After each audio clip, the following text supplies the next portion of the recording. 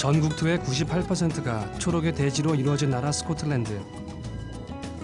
위스키 원산지인 스코틀랜드는 이렇게 아름다운 자연과 오랜 역사의 위스키를 지켜내고 있는데, 위스키의 나라답게 스카치 위스키는 각 지역의 지리적 환경과 기후 조건에 따라 맛과 향이 아주 다양하다. 스카치 위스키 산지는 크게 5개 지역으로 나눌 수 있는데, 첫 번째 스페이사이드 지역은 황금의 삼각지로 불리며 좁은 면적에 비해 많은 위스키 증류소가 위치해 있다. 이곳에는 스파이시한 맛에 풍미 좋은 위스키가 생산된다.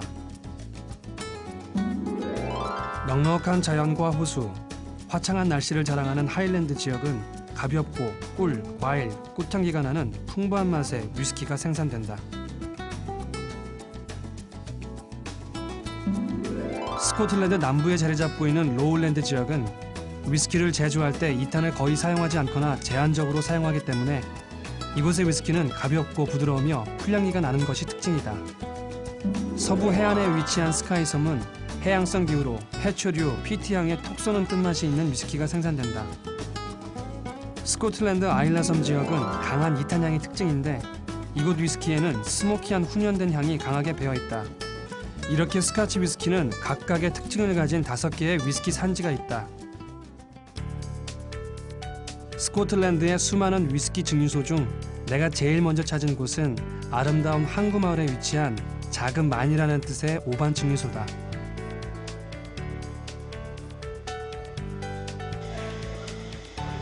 오반 증류소는 지역적으로 서쪽 하일랜드 지역에 속해 있는데, 하일랜드의 부드러움과 섬 지역의 거친 몰트향이 완벽한 조화를 이루는 곳이다.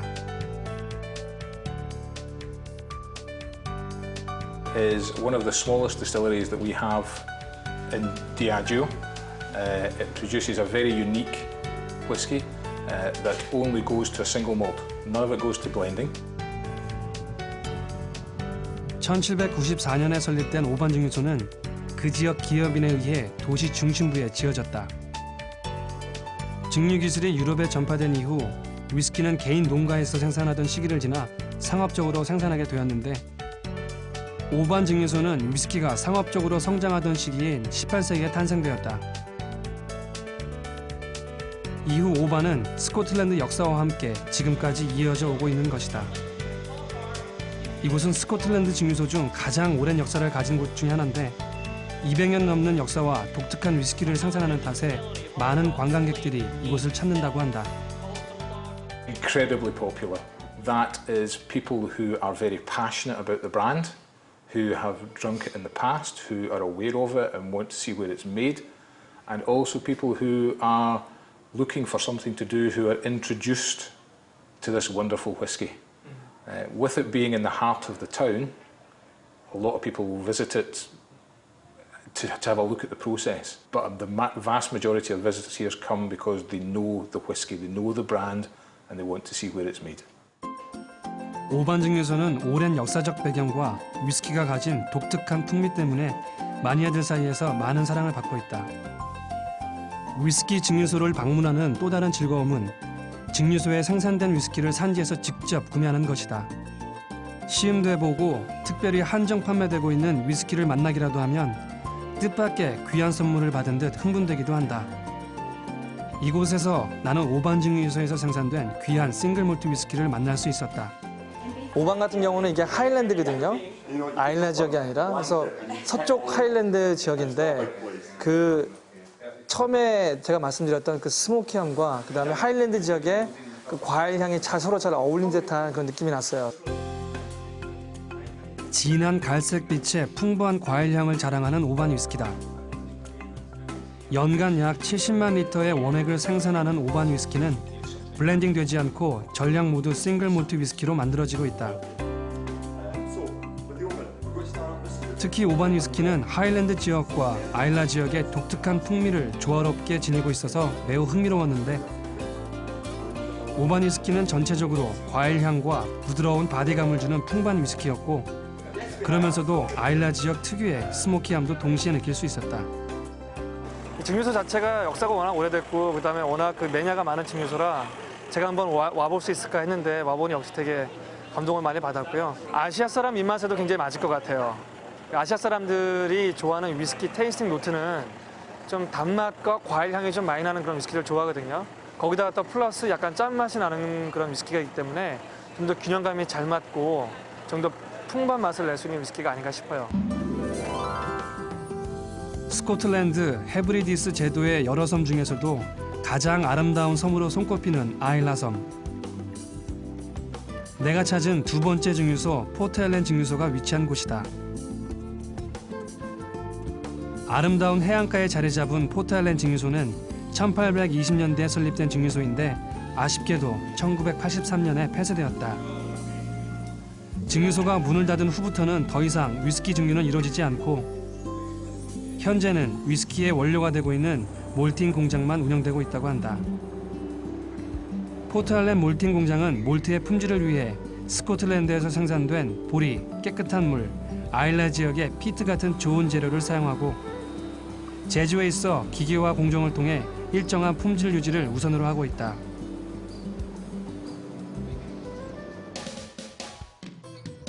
이렇게 생산된 몰트는 포트엘렌 항을 통해 같은 아일라 섬의 여러 증류소에 공급하고 있다. 포트엘렌 항은 아일라 섬으로 들어오는 고속 페리와 수송선이 드나드는 곳으로 옛날부터 아일라 섬의 관문이 되는 곳이었다. 교통이 발달한 지금도 바닷길을 이용해 몰트나 위스키의 수출이 활발히 이루어지고 있다.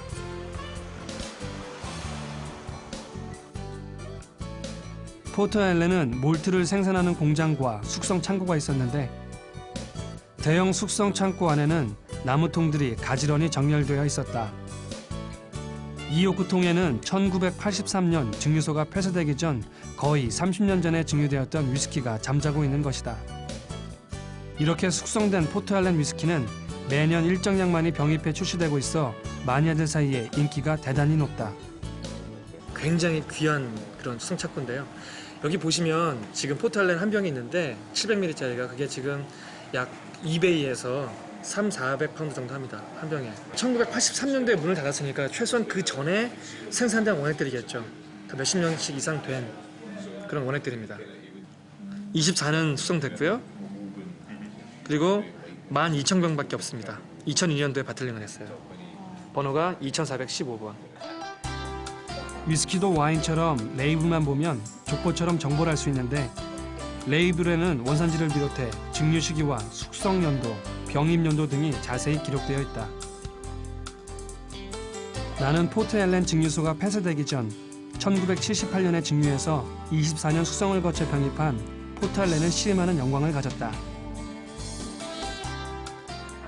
아일라 지역에서 생산되는 그 전형적인 피트함과 스모키함이 묻어져 있고요. 그리고 24년 숙성되는데도 불구하고 아직까지 굉장히 그런 아직 그 강한 느낌이 많이 나요.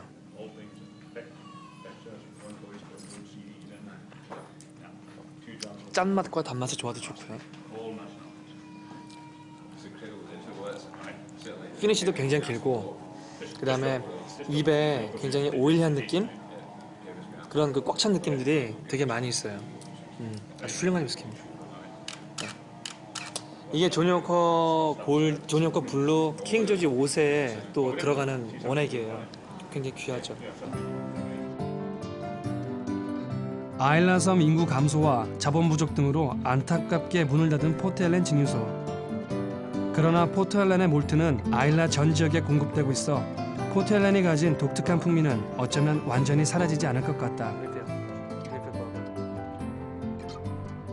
오랜 숙성을 거쳤음에도 특유의 맛과 풍미를 간직한 포트알렌 24년.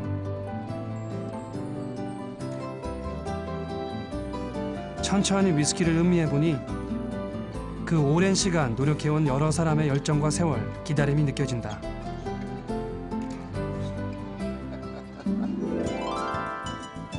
푸른 하늘과 바다, 아름다운 섬이 만나는 곳에서 나는 그림 같은 쿠릴라 증류소의 모습을 볼 수 있었다.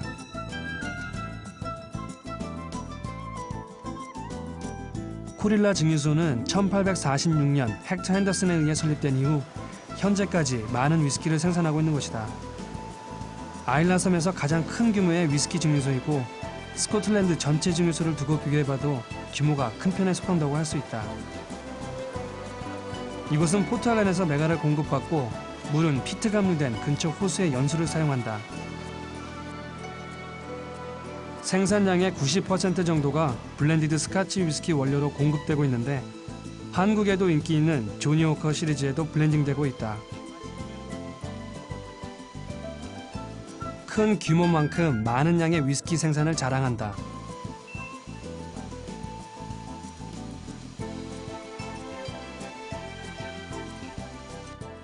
Kalila produces 3.8 million litres of spirit a year. About 95% of that is used for blends. In that time, because of the size of the plant, we can produce quite high capacity and produce consistent peated spirit that the market requires. 쿠릴라 증류소는 1942년부터 3년간 2차 세계대전으로 잠시 문을 닫은 적이 있고 이후 1972년 대대적인 증축 공사를 통해 지금의 규모가 되었다. 쿠릴라의 싱글 몰트 위스키는 다른 아일라 지역의 위스키보다 더욱 강하게 배어있는 훈연향이 특징이다. 드디어 아일라 지역 특색이 강하게 배어있는 쿠릴라 위스키를 시음할 수 있었다. 먼저 증류기에서 바로 꺼낸 숙성되지 않은 쿠릴라의 원액을 손에 조금 적셔보니 높은 알코올이 그대로 느껴졌다.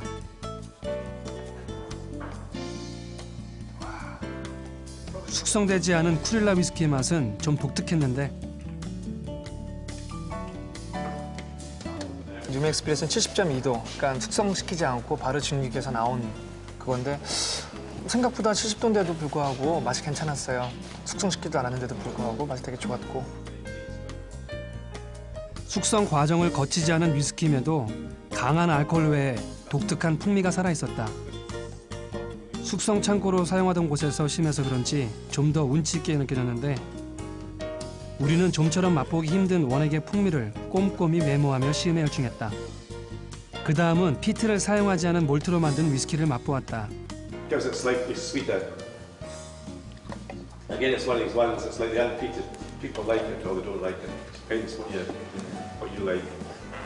You can see it's slightly darker in colour, but the casks had different effect on it. 이거는 되게 낯설었던 게 이쪽 아일랜드 섬 지역은 피트를 굉장히 많이 사용하잖아요. 근데 피트를 하나도 사용 안 하는 겁니다.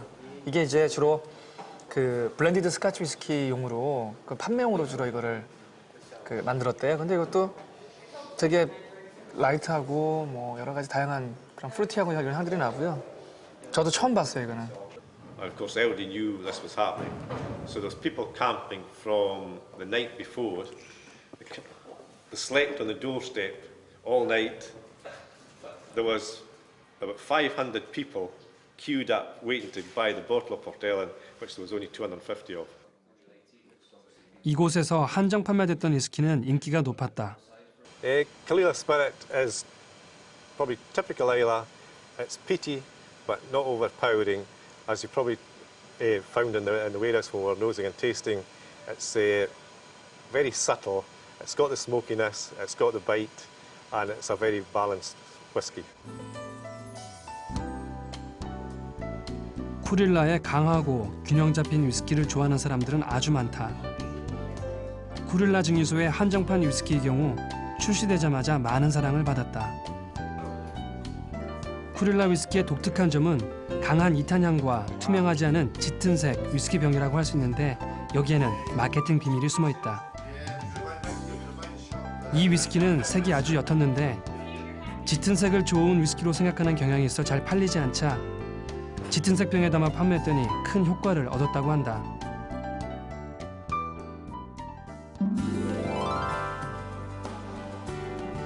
마지막으로 찾아간 곳은 아일라 섬 사우스 쇼어에 위치한 증류소로 스코틀랜드어로 방앗간이 있는 분지라는 뜻을 가진 라가블린 증류소다. 라가블린 증류소는 1700년대 스코틀랜드 증류업자들이 밀주를 생산하기 시작했던 스카치 위스키 역사와 함께 간다. 1742년 밀주 생산을 시작했던 것이 1816년부터 합법적인 증류소로 인정받게 되면서 지금의 라가블린 증류소가 설립되게 된 것이다. 라가블린 싱글몰트 위스키는 오랜 역사와 더불어 그 품질을 높이 인정받고 있는데 최고의 위스키를 찾는 IWSC에서 금상을 3년 연속 수상하는 영예를 차지하기도 했다. So the start of Lagavulin in 1816, we became a legal distillery in 1816, and from then we have developed. It was originally one wash still and one spirit still. So we're in the fortunate position as Lagavulin. About 85% of Lagavulin goes to single bottling nowadays, and a small amount goes to the blending. 이곳은 오랜 역사를 통해 발전을 해왔고 현재도 활발히 위스키를 생산하고 있다. 물은 지금 어디서 공급되냐면요. 저기 언덕이 보이시죠? 두 개의 저기 호수가 있대요. 물은 위스키를 구성하는 주요 성분 중 하나인데 이곳은 깨끗한 아일라 지역의 최고 품질의 물을 사용한다. 이렇게 생산된 독특한 라가블린 몰트 위스키는 전 세계인들의 사랑을 받고 있다. 이곳은 연간 약 230만 리터의 원액을 생산하고 있다. 각 통이 각 워시백에 2만 1000리터라고 합니다. 라가블린 증류소는 피트 함유량이 높은 메가를 사용해서 풍미가 강한 위스키를 생산한다. 아직 증류되지 않은 라가블린 워시를 시음해보니 그 특징들이 고스란히 녹아있었다. 아 좋다. 되게 막 피티하고 스모키하고 그 라가블린의 어떤 그런 맛들이 여기 있는 것 같아요. 이곳은 다른 증류소들보다 긴 증류 시간을 거치는데 보다 강렬한 특징을 가진 원액을 생산하기 위해서다. 이렇게 탄생된 라가블린 위스키는 라프로익, 아드백과 더불어 스모키한 3대 위스키 중 하나로 손꼽힌다.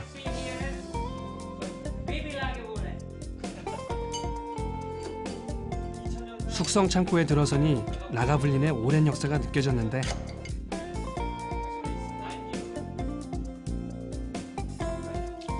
나는 오크통에서 잠자고 있던 라가블린을 만날 수 있었다. 오크통에서 꺼낸 위스키는 여과를 거치기 전이라 불순물이 그대로 보였다.